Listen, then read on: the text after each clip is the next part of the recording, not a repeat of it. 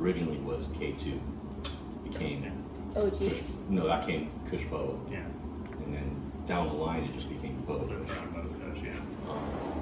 But yeah, a lot of history on that. That plant actually ran in a garage in B-Real's neighborhood, and this was like early '97. And that came the lyrics to the Greenthumb song, Dr. Greenthumb, 20 plants stinking up the neighborhood. It was literally like 21 plants, but in his garage. I never heard that part.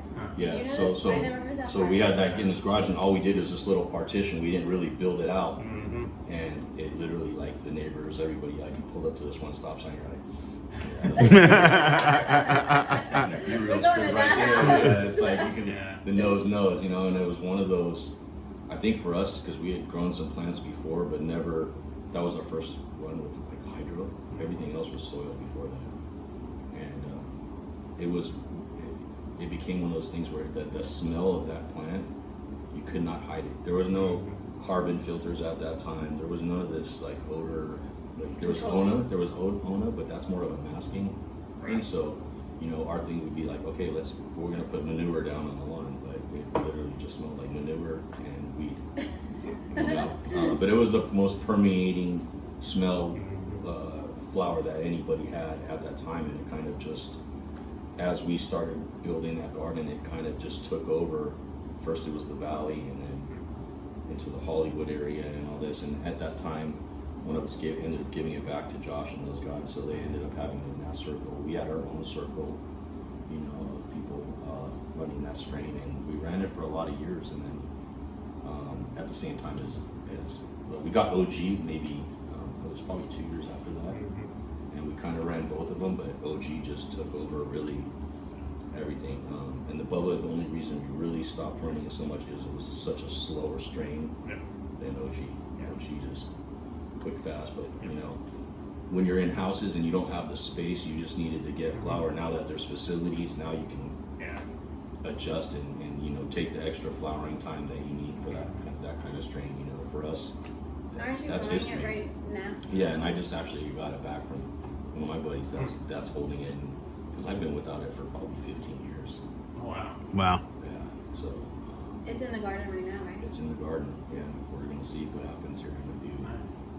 Can you say, I want to see pictures of those things. I don't even have any pictures of gardens. They just got transferred into the new room, so I'll All definitely right, send. yeah, because I think that send could be some like pics a of the new really stuff, cool story, like that we could. Yeah, because I got like like that 30 story. of them from plants, so I took 10 of them right away to start new mom stocks, and then threw the rest of them into a flowering room to really just make sure that it is what it's supposed to be. I mean, it's growing the same. It's taking forever. But Yeah. I mean, but That's the plan. and I think it was weird because it was a strain that, you know, for a long time, it wasn't. It kind of fell out of popularity, and I think that's just because it ran so hard commercially that the quality went really down a lot, and people couldn't understand what it was when we were doing it, when we were really spending the time on the trees, because it was not.